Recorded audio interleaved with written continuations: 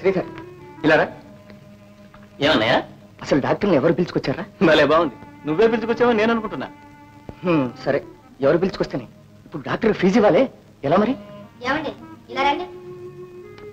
మీ పాటికి మీరు కళ్ళు మూసుకొని ఫీజు ఇవ్వకండి. మీ తమ్ముడు ఎంత ఇస్తాడో చూసి మీరు అంతే ఇవ్వండి. సరే. ఏమండి, నేను చెప్పింది తెలిసిందా? మీ అన్నగారు ఎంత ఇస్తారో చూసి మీరు అంతే ఇవ్వండి. దేనికైనా ప్రస్తుతం ఈ మందు వాడి చూడండి. అలాగే వెళ్ళొస్తానమ్మా.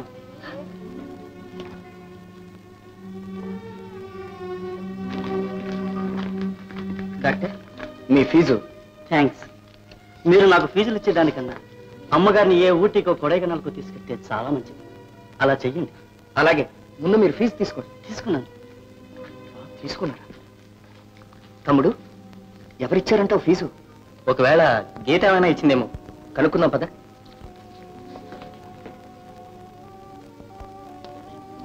ఏ గీత? డాక్టర్ ఫీజు నువ్వు ఇచ్చావా? లేదే. ఎవరిచ్చారబ్బా? ఆ అనాథ రక్షకుడే ఇచ్చుంటాడు. ఎవరు? ఆ రంగడా నువ్వు అనేది? వాడేమిస్తాడు, వాడే రోజు కూలి చేసుకుంటుంటే. జరిగిన దాని గురించి ఇప్పుడు ఎందుకు? అమ్మ, డాక్టర్ ఏ కొడైకెనాల్కో ఊటీకో తీసుకువెళ్ళమన్నాడే, ఇప్పుడు దాని మాట ఏమిటి?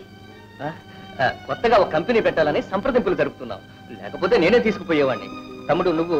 ఇది మరీ బాగుంది. ఉద్యోగంలో ప్రమోషన్ కోసం వాళ్ళలో వీళ్ళలో కాళ్ళు కడుపులు పట్టుకుని విశ్వ ప్రయత్నం చేస్తున్నాను. ఇప్పుడు నేను ఎలా వెళ్ళేది? నన్నెవ్వరూ ఎక్కడికి తీసుకువెళ్ళక్కర్లేదు. వారు తిరిగిన చోటే నాకట్ట వెళ్ళమంటే నాకదే చాలు. మీరెవరూ నన్ను గురించి ఏ బాధ పడక్కర్లేదు.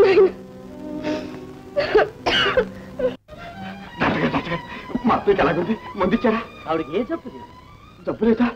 మరి మంచం నుంచి దిగటం లేదన్నది? మనోవ్యాధే దానికి కారణం. మనోవ్యాధ? దానికి ముందేంటి డాక్టర్ గారు? దానికి మందు భగవంతుడేవాడు. భగవంతుడు భగవంతుడు భగవంతుడు. విఘ్నేశ్వర, మా అత్తయ్యకు మంచి మందు నువ్వే ఇవ్వగలవని డాక్టర్ చెప్పాడు. మా మామయ్య కుటుంబాన్ని కాపాడాలి, మా అత్తయ్య ఒళ్ళు బాగుపడాలి. నిన్నే నమ్ముకున్నాను.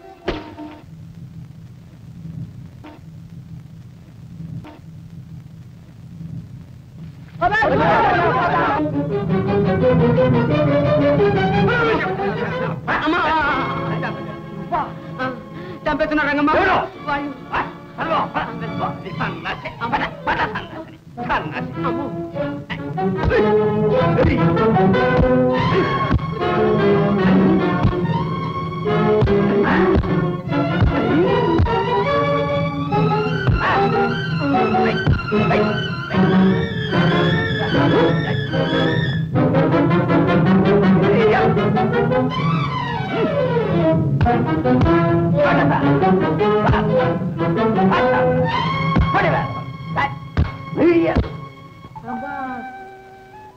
ఏమిటండి, వడిలిపోయిన మామిడి పిండిలాగా ఒళ్ళంతా కందిపోయింది?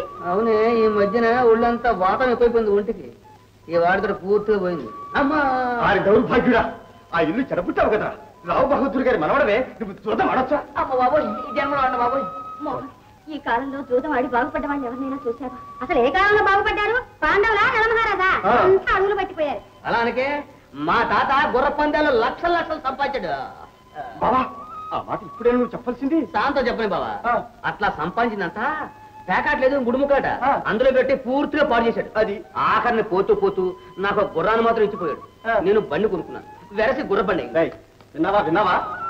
బావా, సరే గాని మన మేనేజర్ గారికి చెప్పి వీడికి కూడా ఒక ఉద్యోగం అక్కడే ఇప్పిస్తే అందరూ అక్కడే పడి ఉండొచ్చు. మరి అక్కడ బుద్ధిగా ఉండాలి, ఎలా ఉంటారా? వాడిని అడిగితే పెట్టి బాబా ఏడిచాడు. ఇక్కడ దంతే అక్కడ పడతాడు, అక్కడంటే ఇక్కడ పడతాడు. లెక్కే చూడు సరిపోతా.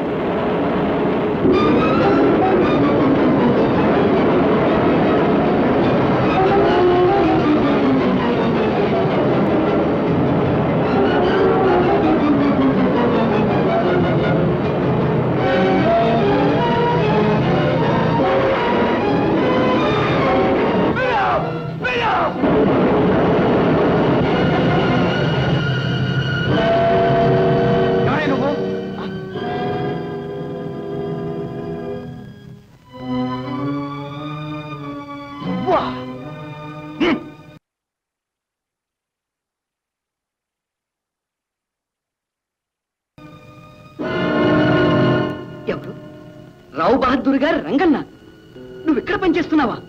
ఇది మన ఫ్యాక్టరీ నాయనా. ఆపత్ సమయంలో నా బిడ్డను రక్షించావు. నీకేమిచ్చినా రుణం తీరదు. సెక్రటరీ ఏది?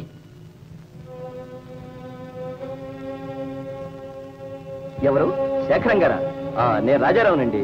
పెళ్లికి అన్ని ఏర్పాట్లు జరుగుతూనే ఉన్నాయి. మన్నించాలి, మా అబ్బాయికి మీ అమ్మాయి నచ్చలేదటండి. అమ్మాయి నచ్చలేదా? హలో హలో, ఇదిగో నాయన తీసుకో.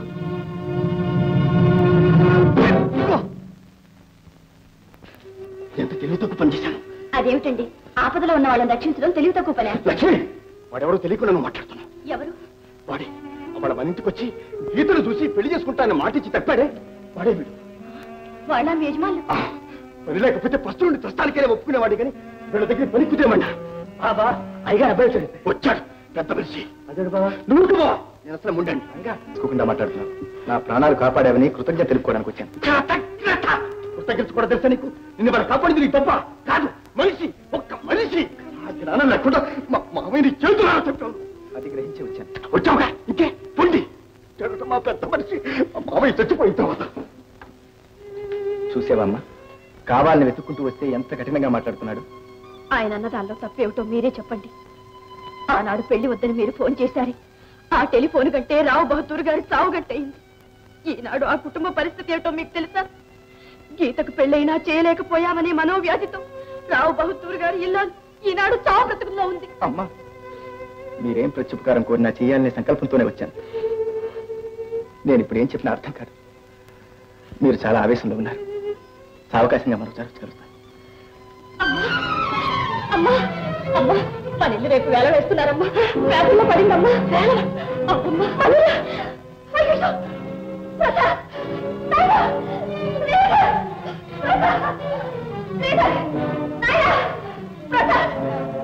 ఎందుకమ్మా అరుస్తావు? పేపర్లో వచ్చిన దారుణ వార్త విన్నావట? మాట్లాడలేరా? ఇన్ని రోజులు ఊరుకున్నట్టు కాదు, ఇది ఇంటి విషయం. రేపు వాళ్ళు వచ్చి వేలం వేసేది మన ఇల్లు కాదా? మీ నాన్నగారి పరువురా? ఎలాగైనా ఇల్లు వేలం కాకుండా చూడండి నాయన. ఇప్పుడు మమ్మల్ని ఏం చేయమంటావు? మా దగ్గర అంత డబ్బేది? పరువు ప్రతిష్ట అంటూ ఉన్నదంతా నాన్నే అమ్మేసిపోయాడుగా. మమ్మల్ని కూడా అట్లాగే పొమ్మంటావా? ఇంత పెద్ద ఊర్లో మనం వస్తుండేనా? ఎన్నిళ్ళు వేలం వేయటం లేదు. అదే కదా, వాటిల్లో మందొకటి. రేపు నేను చచ్చినా మీరనేది అదేగా. అమ్మా, సావుల గురించి నేను బాధపడటం లేదమ్మా. కానీ మీ నాన్నగారితో జీవించిన ఈ ఇంట్లోనే నా ఘటం కూడా రాలిపోతే నేను కోరేది అది. నాయన, పరాయి పంచలో ఈ ప్రాణం పోయినట్టు చేయగంటరా. ప్రసాద్, ప్రసాద్,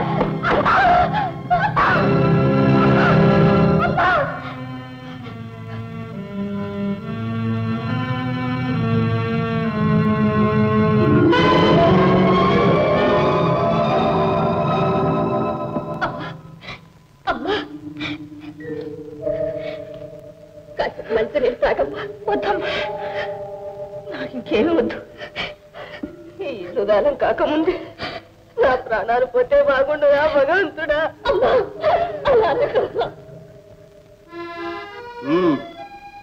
చాలా రోజుల నుంచి చూస్తున్నాను వీడికి ఎలా బుద్ధి చెప్పాలి అని వ్యర్థం చెప్తాను.